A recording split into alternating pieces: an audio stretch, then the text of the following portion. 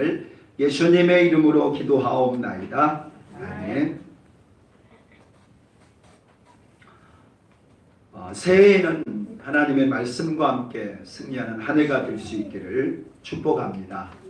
말씀을 가까이 하시고 묵상도 하시고 무엇보다도 말씀 한마디를 가지고 실천을 해보시는, 사랑하라고 하면 사랑하는 거고, 기도해보라면 기도하는 거고, 전하라고 하면 전하는 것이고, 그래서 말씀이 열매 맺는 그런 한 해가 되기를 축원합니다.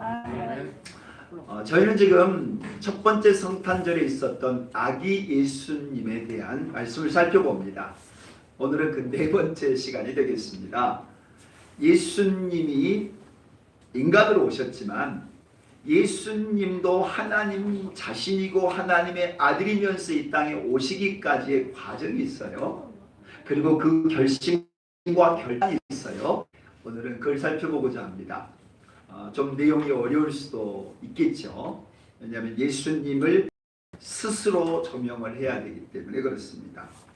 우리는 한 달 전 새해를 시작하는 2022년을 시작하는 첫 주, 12월 첫 주에 도마의 말씀을 살펴보았어요. 도마가 대답하여 이르되 나의 주님이시오 나의 하나님이라는 고백을 드렸다고 했어요. 그리고 마태복음 16장 16절을 보면 시몬 베드로가 대답하여 이르되 두 개의 점이 있고 같은 분에 대한 칭호인데 어떻게 다르지? 어떻게 아버지하고 아들하고 한 하나님이라고 하면서 또 다른 분인가? 이게 무슨 뜻이지? 라는 의문을 가질 수가 있겠습니다. 우리 인간 세상에서는 이해가 될 수 없는 부분입니다만은 어쨌든 오늘 말씀을 통해서 적용해 보고자 합니다. 요한복음 1장 1절 오늘의 말씀이 나온 본문입니다. 이 말씀이 하나님과 함께 계셨으니 이 말씀은 곧 하나님이라. 말씀이 하나님과 함께 계셨고 또 말씀은 또 하나님이래요. 말씀과 하나님은 다른 분이면서도 또 한 하나님이다 라는 얘기예요. 요한복음 10장 30절을 보면 나와 아버지는 하나다 라고 그랬어요. 예수님은 아들이시고 하나님은 아버지신데 이 두 분이 하나다 라고 말씀했어요. 구분도 되시면서도 하나다라고 말씀을 하시는 거예요. 그러니 이성적으로 이해가 잘 안 되죠. 만약 이게 이해된다면 우리가 하나님이겠죠. 어찌 보면 이해가 안 될 수밖에 없지만 그러나 또 이해되어져야만이 믿을 수가 있는 것이 우리 주님이시죠. 아버지와 나가 하나다 이 말은 아버지와 나는 서로 전적으로 일치됐다 이 뜻이에요. 그러니까 아버지의 뜻은 내 뜻이고 아버지의 생각은 내 생각이고 아버지의 말은 내 말이다 이 말입니다. 이것은 하나님 아버지께 가려면 반드시 아들을 통하지 않고서는 갈 수가 없다 이 말이에요. 하나님 아버지를 믿는다라고 하는 것은 아들 예수님이 보여주시는 아버지를 믿는 것입니다. 골로새서 1장 15절에도 이런 말씀이 나오죠. 그 아들 예수님을 뜻하는 겁니다. 보이지 않는 하나님의 형상이시오 모든 피조물보다 먼저 나신 자다. 이게 참 오해되는 구절입니다. 하나님의 형상대로 아들이 오셨고 아들의 형상대로 우리 인간이 지어졌어요.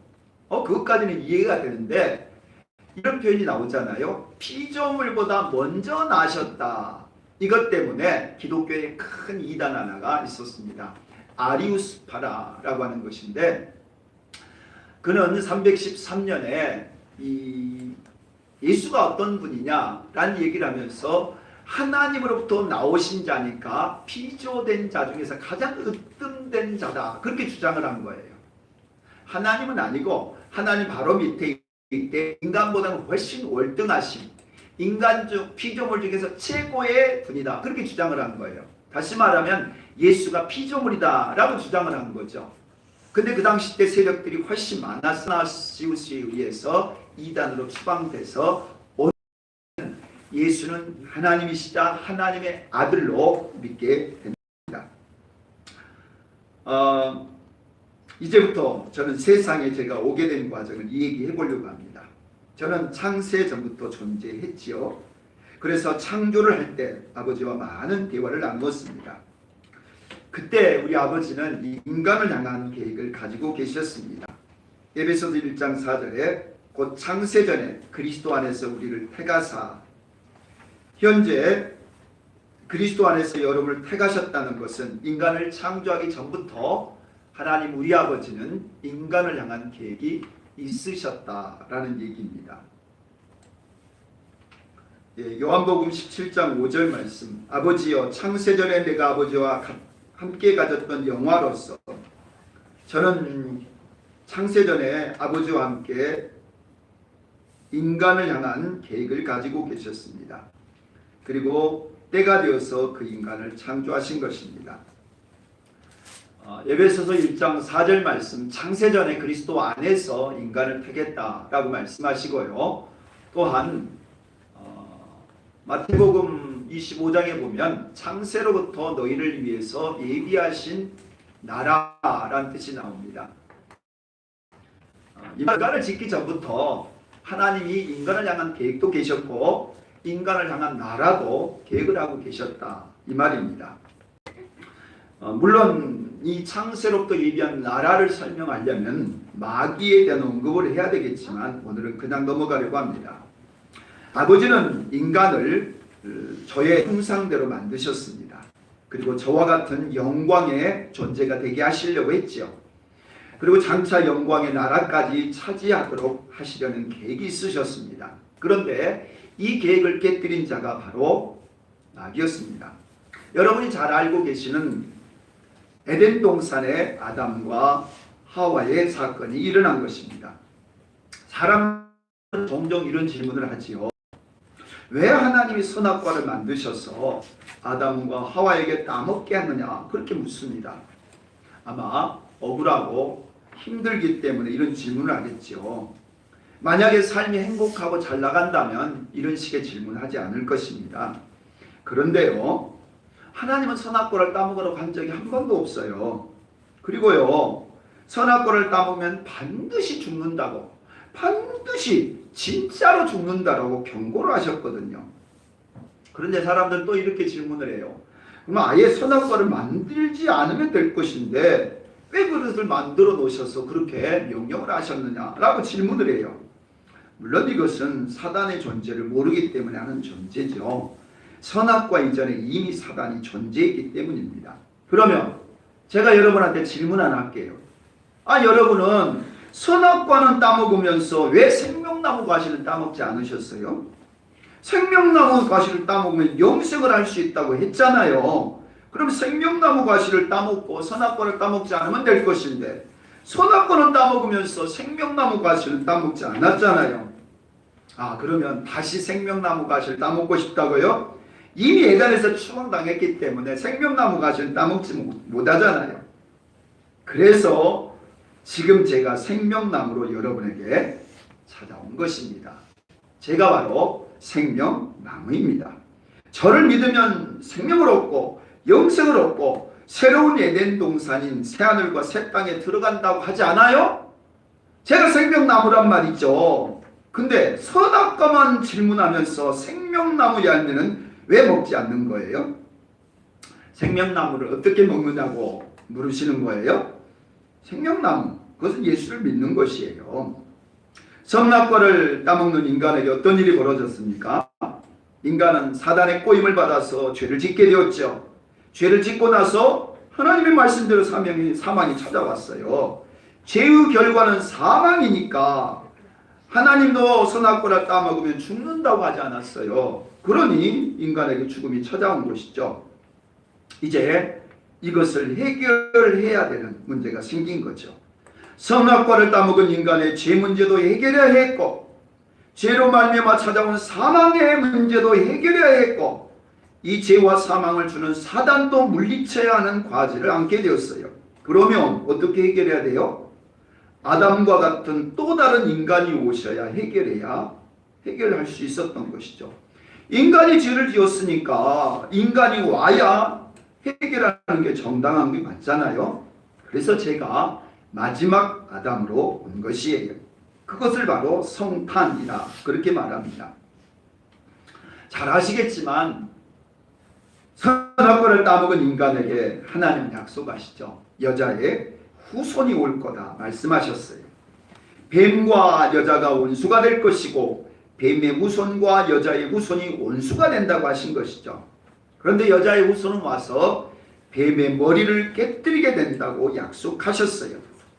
뱀은 여자의 후손이 와야 제거할 수 있다라는 것이죠. 여자의 후손 중에서 뱀을 제거할 자가 오게 되어 있었던 것입니다. 인류 역사는 뱀의 후손들과 여자의 후손의 싸움이다. 그렇게 할 수 있어요. 여자의 후손 중에서 뱀의 머리를 깨뜨릴 자가 오신다는 것입니다. 그러니 뱀도 이 말씀을 잘 알고 있어요. 그래서 어떤 일이 있더라도 여자의 후손이 오면 안 되도록 온갖 방법으로 인류를 타락시키고 죄를 짓게 하고 무슨 일이 있어도 여자의 후손이 오지 못하도록 막았던 것입니다. 그러니 하나님이 하신 말씀대로 저는 여자의 후손으로 세상에 여자가 낳는 자냐 아니냐 그렇게 말할 물론 저도 어머니가 있고 여러분들도 어머니로부터 태어난 건 맞습니다. 그런데 여자의 후손이란 뜻은 여자가 낳았다라는 의미가 아닙니다. 인간의 염색체는 X와 Y라는 염색체를 가지고 있죠. 그런데 여자 어머니로부터는 X 염색체를 유전받고 아버지로부터는 X 염색체 혹은 Y 염색체 중 하나를 물려받습니다. 그래서 남자의 성비는 XY라고 하고 여자의 성비는 X라고 하는 것 알고 계시지요. 그러니까 성은 태어날 때부터 주어진 것이고 그 성을 결정하는 염색체가 아버지에게서 주어지는 것입니다. 그러니까 동성애자들이 말이 안 되는 것이죠. 태어날 때부터 남성과 여성으로 결정되어 태어나는 것이에요. 제가 여자의 후손으로 태어난다는 것은 남성 없이 여자의 몸에서 태어난다는 뜻입니다. 여자의 후손이란 여자 혼자 자녀를 낳는다는 뜻이죠. 남자의 시도 없이 여자 혼자 아이를 낳는다는 것 불가능한 일이잖아요. 그래서 성경에서는 이러한 사실에 근접할 수 있는 사건들이 여러 군데 나옵니다. 그 중에 대표적인 사람이 아브라함과 사라 사이에 태어난 이삭입니다. 아브라함은 75세 때 부름을 받지요. 그리고 자녀와 땅을 약속받습니다. 하지만 24년이 지나기까지 자녀가 없었습니다. 그랬던 그들에게 자녀를 낳을 수 없었던 아브라함에게 하나님은 이삭을 낳게 해주신 것이죠. 낳을 수 없는 중에 자녀를 낳게 된 것입니다. 그런데 하나님은 또 그 이삭을 바치라고 하는 거예요. 그래서 제물로 바쳤더니 바로 바치기 전에 하나님이 다시 살려주신 것입니다. 그것은 제가 앞으로 이 이삭과 같이 태어나서 이삭과 같이 죽을 뻔하지만 아니 저는 죽지요. 다시 살아날 것을 예표해 준 사건이죠. 사라가 생리도 다 끊어지고 자녀를 전혀 낳을 수 없는 존재 중에 하나님은 자녀를 낳게 해주신 것입니다. 이것은 하나님은 얼마든지 모든 일이 가능하다라는 걸 보여주신 것이죠. 이도 성경에는 여러 사람들이 나옵니다. 사무엘도 그랬고요. 삼손도 그랬어요. 근데 그 중에 대표적인 사람이 세례 요한이죠. 세례 요한은 제가 오기 전에 6개월 전에 태어난 사람입니다. 근데 세례 요한의 부모인 사가랴와 엘리사벳 사이에도 자녀가 없었습니다. 나이가 많았죠. 자녀를 낳을 수가 없었던 것이죠.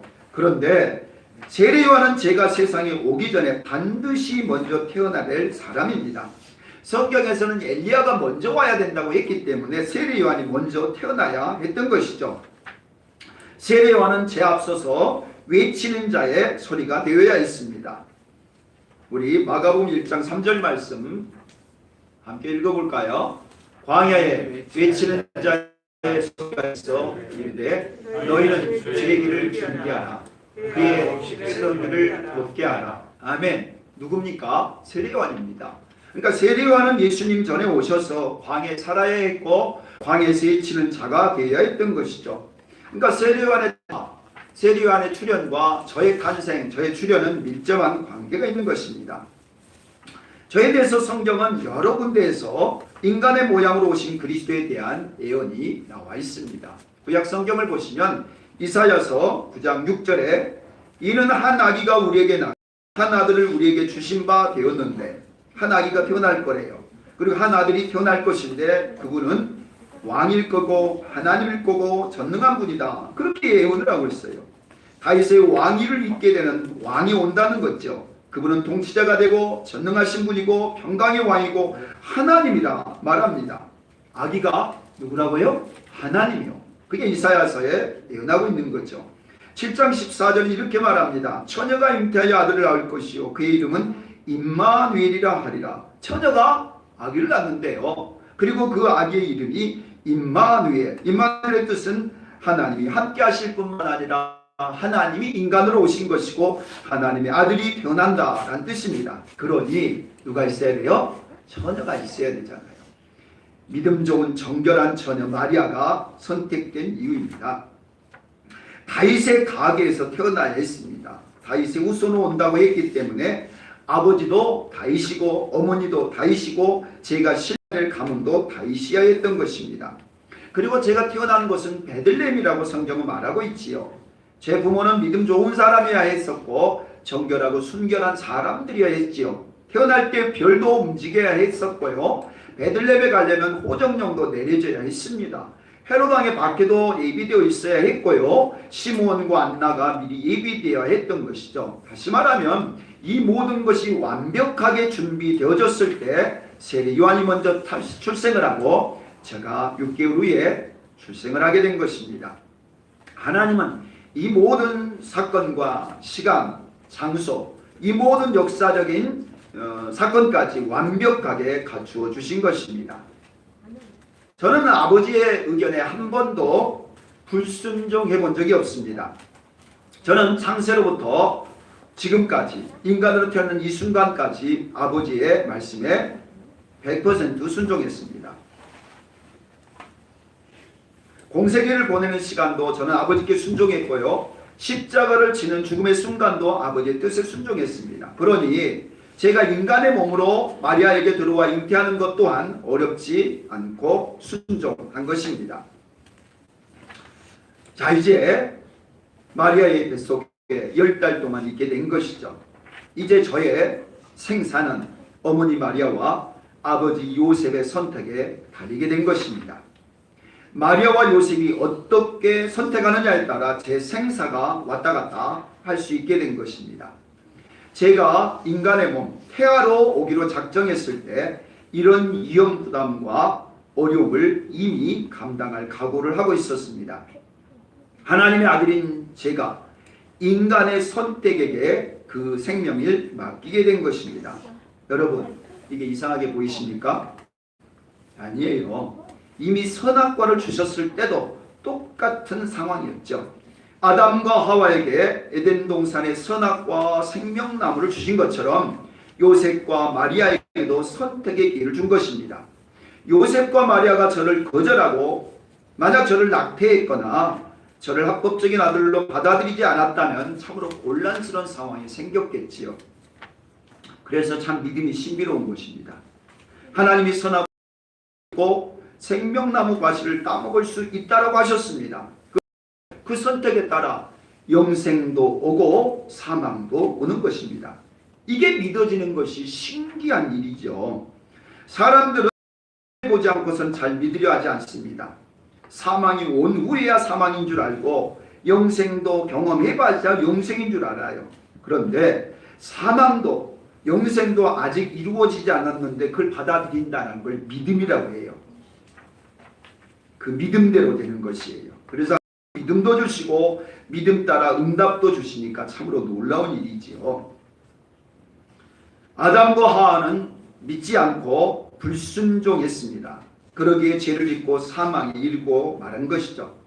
하지만 요셉과 마리아는 천사의 말을 들었고 순종했기에 그는 영생에 이르게 된 것입니다. 마리아는 이렇게 천사에게 말하잖아요. 주의 종이오니 말씀대로 하겠습니다 하고 순종했어요. 그러나 하와는 어떻게 했어요? 의심했고 의심한 대로 불순종하고 말았죠.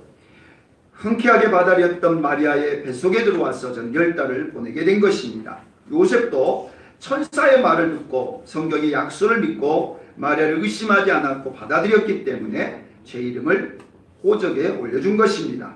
두 분은 제가 태어날 때까지 동침하지도 않고 순결을 지켜주었습니다. 제가 여자의 후손으로 처녀의 몸에서 태어날 수 있도록 순종한 것입니다. 이쯤 되면 여러분 궁금하실 겁니다. 아니 여자의 후손이 태어나면은 뱀의 후손이 망한다고 했는데 뱀은 그럼 뭐하고 있냐 이거죠. 뱀의 후손이 가만히 있을 리가 만무하죠. 이놈은 아담과 하와가 낳았던 첫 번째 아들 카인, 이 카인을 죄짓게 해서 저주를 받게 했잖아요. 하와는 카인이라고 이름을 지으면서 하나님이 주신 아들이다 그렇게 이름을 지었어요. 다시 말하면 하나님이 약속하신 아들인 줄 알았다라는 겁니다. 그런데요, 이 카인을 충동질해서 그 마음의 문 앞에 엎드렸다가 죄를 짓게 결국 이 카인을 저주받아 죽게 만들었던 것이죠. 이런데 이런 악한 뱀이고 뱀의 후손인데 그냥 넘어갈 리가 있나요? 그러니 제가 태어날 때 날카로운 독침으로 수많은 아기들을 것입니다. 지난번 마리아의 이야기에서 헤로당과 동방박사의 사건은 제가 태어난 마국간에서 되어진 일이 아니라고 이미 말씀을 드렸습니다. 마태복음 2장 2절에 헤로당을 방문한 동방박사들이 유대인의 왕으로 태어나신 네가 어디 계시냐 그렇게 묻습니다. 이미 태어나 있었던 아기를 뜻하는 것이지요. 그러니까 그날 밤 아직 태어나지도 않을 아기를 향해서 칭한 뜻이 아니라는 거예요. 헤로당은 대제사장과 서기관들 불러서 그 장소가 베들레헴이라고 전해주었죠. 그리고서 나도 경비할 테니 찾거든 내게 전해주라고 합니다. 헤롯은 여자의 후손으로 태어난 저를 죽이려고 마귀가 조종하는 사람이었습니다. 이미 마리아도 정결 예식을 끝내고 회복된 후였기 때문에 동방박사들이 방문하고 난 그날 밤 천사의 지지를 받아 저희들은 예국으로 대피할 수 있었습니다. 저로 인해서 베들레헴에 2살 미만의 아이들이 죽었다는 소식은 매우 가슴 아픕니다. 그런데요, 이것도 가슴 아프지만 진짜 가슴 아픈 것은요, 생명나무인 저를 거절함으로 지옥 가는 영혼들이에요. 여러분, 살해당한 아이들의 죽음만을 가슴 아파하지 마시고 지옥에 갈 수밖에 없는 자들이 있다는 것을 더욱 가슴 아파하셔야 돼요. 눈앞에 보이는 것만 보지 마시고요. 눈에 보이지 않는 천국도 있고요. 지옥도 있음을 믿으셔야 돼요. 더 가슴 아픈 일이 없도록 제가 이 땅에 온 것 아니겠어요? 여자의 후손인 저를 죽이려는 뱀의 음모는 계속됩니다. 저를 공생에 내내 쫓아다니더니만 저희 제자 중에 하나인 가룟 유다를 미혹해 한 것이에요. 제가 신뢰해서 회개를 맡겼던, 재정을 맡겼던 사람인데 그가 사고를 친 것입니다. 뱀의 후손이 할 수 있는 마지막 발악인 것이죠. 죄가 없는 하나님의 아들 저를 한 것입니다. 그러니 죄 없는 저를 죽였으니 뱀과 뱀의 후손이 벌을 받게 된 것이죠. 그것이 바로 뱀의 머리가 깨지는 것이고 뱀의 모든 권세가 빼앗기는 계기가 된 것입니다. 더 이상 뱀은 저를 믿는 자들에게 사망 권세로 세칠 권한을 잃어버렸습니다. 제가 십자가에 승리한 것입니다. 할렐루야. 네. 이제는 여러분에게 다시 한번 선택의 기회를 드립니다. 아담과 하와가 선악과를 따먹을 것인지 생명나무를 따먹을 것인지 선택했던 것처럼 여러분도 선택하셔야 됩니다. 요셉과 마리아가 저를 받아들여 잉태를 할 것인지 아니면 거부할 것인지를 선택하는 것처럼 말입니다. 이제 저를 여러분의 마음속에 받아들이셔서 구원을 얻게 될 것인지 아니면 그냥 여러분의 마음대로 제 갈 길을 갈 것인지 그건 여러분이 선택하는 것입니다. 저는 여러분에게 모든 걸 다 아기로 왔고 십자가에 죽었고 모든 걸 다 내어주셨습니다. 이제 여러분이 받아들일지 받아들이지 않을지를 여러분이 선택해야 합니다. 여러분의 선택에 따라서 영생도 있고 영벌도 주어지는 것입니다. 영생과 영벌은 죽어서만 결정되는 게 아닙니다. 착각하십시오. 다시 알려드립니다. 마리아가 천사의 말을 듣고 예스 하는 순간에 제가 마리아 뱃속에 들어온 것입니다. 비록 눈에 보이지 않는 지극히 작은 세포이지만 마리아가 받아들인 순간에 즉시 이루어진 것이에요. 지금도 마찬가지예요. 영생도 여기에서 예수님을 애수하는 순간 이루어지는 것입니다.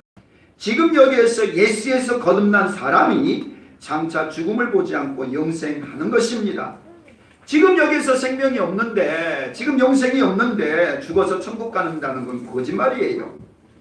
지금 여기에서 예수 하십시오. 여러분의 믿음이 진짜고 여러분 안에 예수님이 계시다는 걸 무엇으로 알 수 있습니까? 여러분이 마리아처럼 순종하면 여러분에게 영생이 있는 것이고요, 하와처럼 불순종하면 여러분은 영생이 없는 것입니다. 오늘도 하나님이 말씀하실 때 무엇라고 할지에 순종하는 대로 영생도 되고 불순종하면 영벌이 되는 것입니다.